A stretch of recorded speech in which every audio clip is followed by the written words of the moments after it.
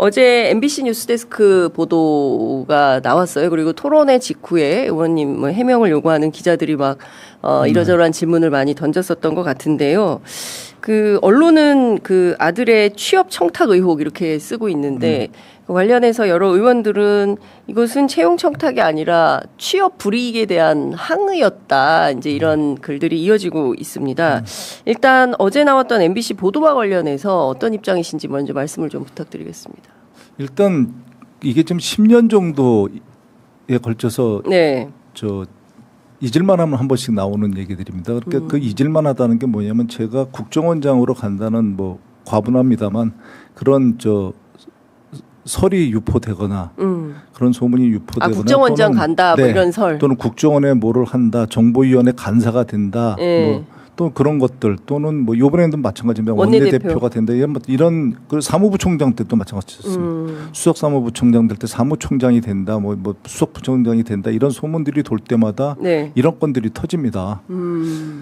그렇지만 제가 말씀드리고 싶은 거는 그래서 제가 해명을 하는 거 그거는 일방 당사자의 해명이잖아요. 이럴 때는 객관적인 자료가 필요하다. 근데 다행히 이 건에 대해서 제가 지속적인 문제 제기를 해서요. 국정원에서 TF팀을 구성해서 이 문제에 대해서 조사도 했고요. 여야 다 그러니까 여당일 때나 야당일 때나 다 마찬가지입니다. 이 조사를 한 번 한 게 아니고요. 제가 알고 있기로 한 서너 차례에 걸쳐서 조사를 했습니다. 국정원 안에서요? 예. 내부적으로 일단 그 감찰 감사에서 다 했는데 당연히 아무 문제가 없었다고 나왔고요. 무엇보다도 국정원 최초로 행정감사원으로부터 행정감사를 받았어요. 그 행정감사 당시에 이 문제를 조사를 했습니다. 근데 조사를 했을 때도 문제가 없는 것으로 부당한 압력은 없었다 이런 게 확인되었다고. 그런데 그래서 일단 이런 거로 문제를 제기하려면 그리고 지금 시기도 민감한 시기잖아요. 그렇다고 한다면 당사자들 물어보고 뭐 이런 게 아니라 그 자료부터 확보해서 일단 보시고 아니면 해명을 듣고 국정원에서 조사했었더니 어떠냐 조금의 문제라도 있었냐 뭐 감사원 자료 같은 것들 공개해두려고 그래서 보신 다음에 해야 되는 건데 이게 이제 항의를 했다 이런 얘기를 하는데 항의를 하는 사람이 청탁을 할 것 같지는 않습니다. 솔직히. 그런데 그렇다고 치고 그렇다고 한다면 앞에 한 98%는 정말 당신이 억울한데 그거는 모르겠고 2%의 행동 과정에서 이게 문제가 있었으니까 이거는 내가 잘못했으니까 사과해라. 그런데 그걸 갖다가 10년 동안 이렇게 잊을만 하면 얘기를 한다는 거 이런 거는 조금 생각을 해봐야 되지 않을까 싶습니다. 일단 이제 이 사건이 무슨 내용이지라고 궁금해하시는 분들이 계셔서 제가 개요를 좀 설명을 좀 드리면 박근혜 정부 때인 거죠. 2014년도에 당시에 이제 기무사 현역 장교였던 아드님께서 국정원의 채용 공개 채용에 이제 응시를 해서 서류 필기 면접 최종 합격을 했는데 그 가운데 신체 검사랑 그리고 신원 조사 신체 검사와 체력 검정을 받아서 합격을 했습니다. 신체 체력 검증도 통과를 했다.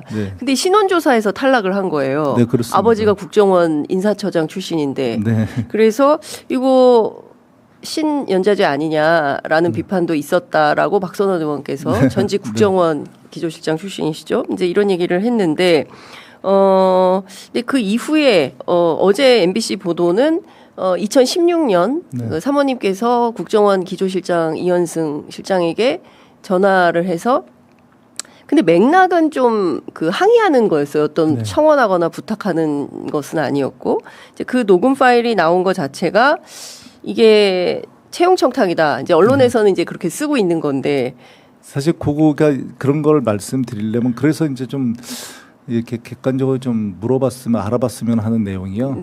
그런 내용은 조사에 아마 나와 있을 것 같습니다. 그런데 뭐냐면 빙산의 일각이니까 밑에 그렇게 말을 하게 된 경위를 제가 조금만 말씀드리면 국정원 사실은 제가 거기를 근무를 했었으니까 국정원으로부터 아들이 신원조에서 합격을 했었다. 신원조회도 합격을 했었다. 그러니까 전직이 된 겁니다.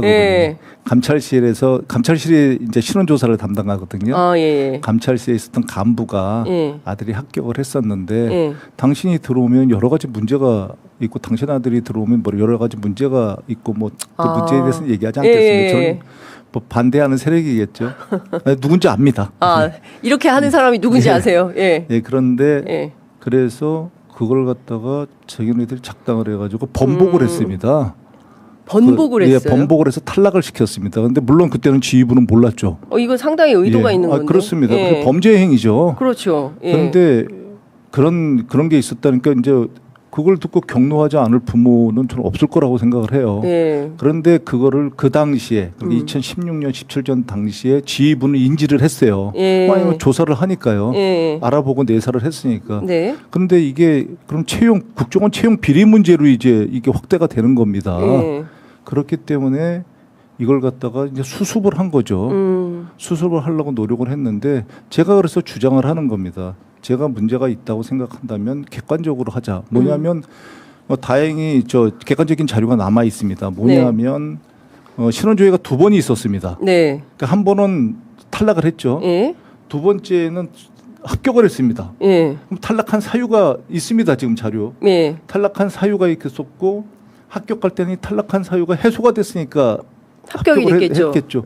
둘 중에 어떤 게 잘못됐냐고. 이건 2년 만에 1, 2년 만에 해소될 수 없는 거거든요. 내용이 예를 들면은 뭐. 그럼 그때 탈락 사유는 뭐였던 거예요? 이제 제가 알고 있기로는 뭐 장애가 있다 뭐 이런 거였는데요. 이제 기가 막힌 게 뭐 이렇게 아들에 대한 또 명예도 있으니까 제가 자세히는 얘기 안 하겠습니다. 근데 기가 막힌 게 그렇다고 한다면 일단 장교가 안 되겠죠. 그렇죠. 그것도 정보기관의 장교가 안 되겠죠. 기무사 장교를 어떻게 그리고 합니까? 국정원에 일단 임용이 안 되겠죠. 그렇죠. 왜냐면 체력 검정이랑 제가 아까 체력 검정이랑 신체 검사를 말씀드린 이유가 그겁니다. 거기에서 탈락을 했겠죠. 통과를 못 했겠죠. 뭐 시켰다고 치고요. 그럼 국정원의 훈련이 무지하게 셉니다, 사실은. 그러니까 여기서 말씀드리면은 좀 뭐 공수 UDT 이런 것들 다 기본적으로 받는 훈련들이 있거든요. 그 훈련을 무슨 수로 받겠습니까? 그러니까 동화가 안 되겠죠, 일단. 그렇죠. 장애가 있는 애가 장애를 갖다 그건 뭐 장애가 있다, 오케이.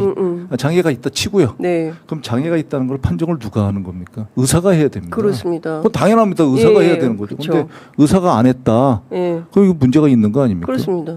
그리고 의사가 하도록 규정이 돼 있어요.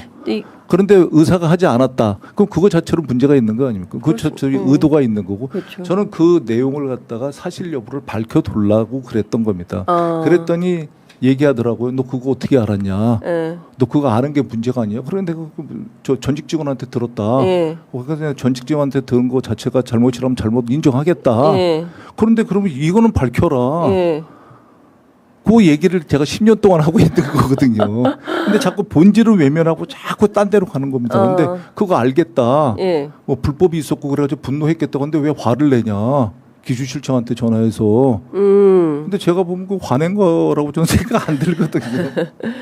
그러니까 이제 항의할 수 있는데 이제 이런 것 같습니다. 언론에서는 이제 MBC에서도 이제 그 얘기를 하는 건데, 이를테면 그 신원조사 탈락 사유에 대해서 다른 지원자들은 알지 못했는데, 그 아버님이 국회의원이고 또 정보위 국회 정보위 위원이고 이래서 이런 내용을 알 수 있었던 거 아니냐? 그 탈락 사유를 그 전에 알고 있었습니다. 뭐 그 자체가 특혜 아니냐? 뭐 이제 이런 건데요. 그거는 제가 원하신다면 제가 그 거짓말 탐지기 조사를 받겠습니다. 이건 그냥 농담으로 하는 소리가 아니고요. 누가 언제 얘기를 해줬는지도 압니다. 전직 직원이 곤혹스럽겠지만 지금쯤이면 그 전직 직원도 그거에 대해서 얘기해 줄 수 있을 거라고 저는 생각을 해요. 근데 분명히 이게 잘못된 거니까요. 근데 이 국정원의 특성상 그런 것들이 드러나고 그런 거에 대해서 제가 그때 실수를 한 건데 사실 이걸 갖다가 원칙에 따라서 처벌해 두려고 그러고 제가 수사를 의뢰를 했어야 됩니다. 제가 진짜 의원이었다면. 근데 제가 초선이었지만 의원으로서 반성하는 게 제 후배들입니다. 제가 다 아는 사람들이에요. 이름을 보니까 다 아는 사람들입니다. 국정원 어쨌건, 후배들. 제 아들이 들어가면 입사를 하면 아들의 선배가 되는 애들입니다. 근데 그 사람들을 처벌하고서 아들이 근무를 갖다 제대로 할 수 있겠나 그런 걸 자의적으로 제가 판단을 해서 그러면 재발 방지를 약속하고 이런 문제에 대해서 철저하게 밝히는 선에서 이렇게 하다가 수사를 그러니까 의뢰를 못한 거죠. 그래서 지금은 늦었지만은 이번 건에 대해서는 더 이상 이게 10년 정도 벌어지면 이게 문제가 있는 거죠. 한 4, 5년 동안 얘기가 없었던 얘기죠. 아니십니까? 네. 그렇기 때문에 이번에는 수사를 의뢰하겠습니다. 그래서 국정원에서 자존심 상할 거예요. 본인들이 요번에 스스로 이걸 공개하거나 밝히지 않으면 네. 경찰한테 수사를 받기 바랍니다. 네. 그런 것 때문에 제가 지금까지는 안 했었거든요. 네. 경찰에 수사를 의뢰하겠습니다. 만약에 한치의 거짓이 있다면 나 국회의원직 사퇴하겠다 이런 말씀 하셨어요. 거기다 저 페이스북에다가 제가 공개적으로 올린 이유입니다. 그러니까 이게 아들이 탈락한 사유가 탈락이 맞았다. 그런데도 내가 이런 얘기를 갖다 저 사실 알고 있으니까요. 네. 탈락한 게 맞았다 그러면 제가 국회의원직 사퇴하겠습니다. 근데 탈락한 게 아니라 그때 임용되는 게 그러니까 합격하는 게 맞았다고 한다면 네. 지금이라도 국정원에서 이거에 대해서 유감을 표하고 관련자들을 갖다 처벌해달라는 겁니다. 그 전까지는 처벌을 요청하지 않았어요. 네. 근데 그러니까 이런 일이 벌어졌는데 이번 이 원내대표 선거를 보고서도 보면요, 아직까지는 그렇지만 이게 예사 솜씨가 아니거든요. 지금 하고 있는 게 예사 솜씨들이 아니거든. 아니 무슨 수로 녹취록을 갖다가 확보할 수 있겠습니까? 국정원 내에 있는 녹취록을. 자, 이게 검찰로 갔을 수는 있습니다. 왜냐하면 업무폰이었으니까 이현수 기조실장이 검찰 조사를 받은 적이 있거든요. 오케이. 그럼 청원서 그거에 대한 것은 청원서를 왜 내게 됐는지는 엄청난 빙산의 일각이니까 그거에 대해서는 뭐 설명을 안 드리겠습니다. 그런데 그 내용을 갖다 알고 있다. 오케이. 그럼 그 내용을 공개해. 저도 갖고 있습니다. 그건 제가 낸 거니까. 네. 그런데 그게 지금 누군가가 줬으니까 그거는 진짜 국정원 내에 있는 거거든요. 청원서는 검찰 아니고 국정원 안에만 있는 거다. 당연히 있죠. 예, 이게 검찰로 갔을 리는 없다. 예, 그러면 그 청원서를 갖다 냈다면 그 낸 제가 이유가 있거든요. 그 이유를 갖다 그런 이유는 다 빠졌죠. 그럼 오케이, 뭐 그거 다 인정하고. 네. 그러면 그 청원서를 갖다 그 정도의 은밀한 걸 갖다가 청원서라는 게 민원 서류는 사실 돌려보지 않잖아요. 네. 그런 것 때문에 그걸 했었던 사람이 다른 자료는 안 가지고 나왔을까? 다른 자료는 확보하지 않았을까? 이게 전직이든 현직이든요. 밝혀달라는 겁니다. 원내대표 경선 유무를 떠나서 이 사건에 대해서는 명확하게 규명을 하겠다라는 말씀을 하셨어요. 그리고 이 사건 관련해서 사실은 문재인 정부 때도 서훈 원장 시절에도 별도 TF를 통해서 면밀하게 조사한 바가 있다. 그러니까 이 사건과 관련해서는 10년간 내내 조사를 이제 받으신 건데 어제 이제 나온 녹음 파일과 관련해서는 이제 한겨레 신문이 2018년도에 보도했던 것과 관련 연동이 좀 되면서 이제 부인께서 직접 기조실장한테 전화해서 항의한 것도 부인이 어떻게 국정기조실장한테 전화해서 아들 문제 제기를 하느냐. 이거에 대해서 또 문제 삼는 건 어떻게 보십니까? 어디까지 얘기를 해야 될지 모르겠는데 얘기들이 왜곡될까 봐. 근데 왜곡하지 말고 그냥 순수하게 말씀하시면 기조실장이 전화를 갖다 해달라고 그랬습니다. 네? 기조실장이 전화를 해달라고 그랬습니다. 이현승 기조실장이 이용수 기조실장이 먼저 자기가 해명을 하겠다고. 자기가 설명을 하겠다고. 그러니까 의원님한테 먼저 전화를 해서 부인께 내가 전화를 주시면 관련 내용을 설명을 드릴 터이니 부인께서 저에게 전화를 좀 주십시오라는 연락을 받고 부인께서 전화를 드린 거다. 그러니까 그게 뭐냐면 안사님이 법적 조치를 하겠다 그랬거든요. 부인께서도 법적 조치하시겠다고요? 제가 잘못했습니다. 제가 지금 생각하면 저는 사실 안 사람을 말리는 입장이었거든요. 제가 나쁜 놈입니다. 사실 아들 문제를 아들로 생각을 했어야 되는데 제가 국회의원으로 생각을 한 거죠. 제가 나쁜 놈입니다. 사실은 그거는 좀 그런데 그래서 부인을 제가 오히려 그 정도로 해가지고 끝내자. 그래서 사실 우리 아들이 들어가는 거를 우리 안 사람은 그렇게 하면 이제 시험 안 볼 줄 알았다고 그럽니다. 그래서 들어가는 거를 갖다 전날까지 반대를 했어요. 그 전날에 우리 아들이 이제 훈련을 이제 받으러 이제 입사를 하는데 네네. 아들은 한 달이라도 좀 다녀보고 그만둬야 되겠다. 그게 뭐 오기장인지 그건 잘 모르겠습니다. 지금도 그런 얘기는 잘 안 하니까. 그런데 안사람이 그 아들을 잡고 진짜 눈물을 펑펑 흘리면서 얘기한 게 너는 아버지처럼 살지 말아라.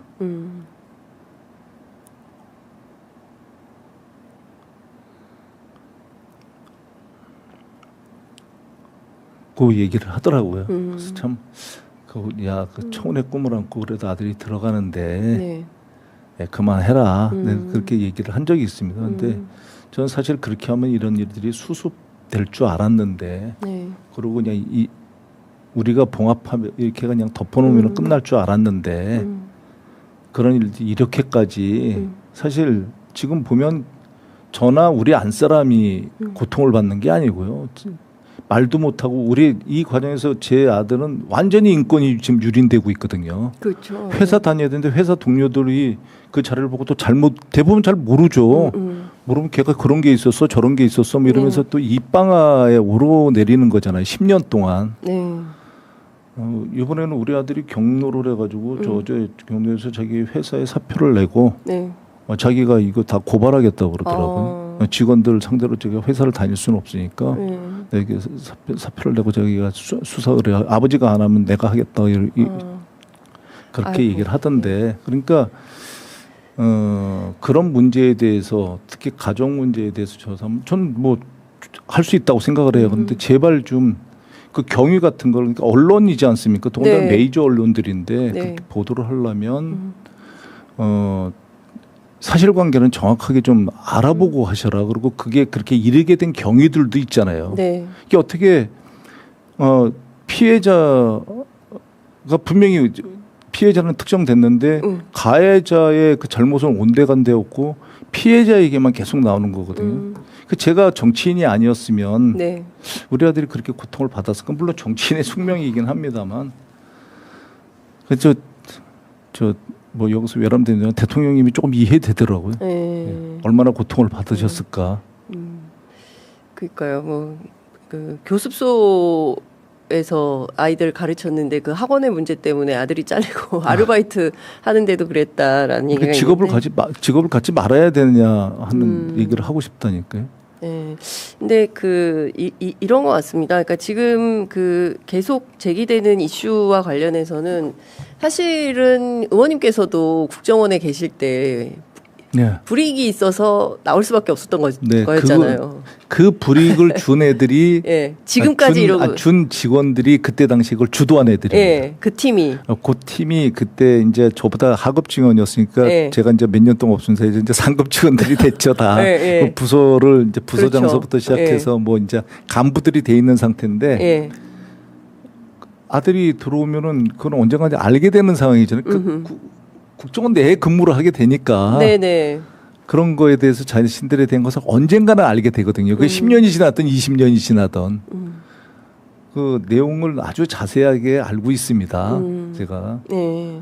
다시 말씀드리지만 제가 거기에 근무를 했었는데 그리고 그 대부분의 직원들을 갖다가 제가 뽑은 직원들입니다. 네. 그리고 그 직원들에 대해서 인사를 했던 직원들이기 때문에 네. 그리고 하여튼 그 왜 이런다고 보십니까? 그 후배들이 국정원 출신으로서 국정원을 지켜야 된다. 아버지라는 사적인 삶보다 공적으로 내가 국정원 출신이고 국정원 인사처장을 했고 내가 불이익을 받고 그 회사에서 쫓겨났지만 그래도 정치인으로서 이 조직은 내가 보호해야 되겠다라는 판단 속에서 부인하고 아들이 그래도 좀 그냥 넘어가자 덮자 뭐 이렇게 10년을 버텼는데 뭐만 하려고 그러면 계속 태클을 거는 거예요.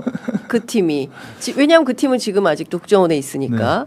왜 이런다고 보십니까? 일부가 있죠. 그때 하급 직원들이. 그런데 저는 이렇게 생각합니다. 그러니까 저는 나름대로 이제 그런 생각이었는데 그 생각을 제가 많이 해봤습니다. 네.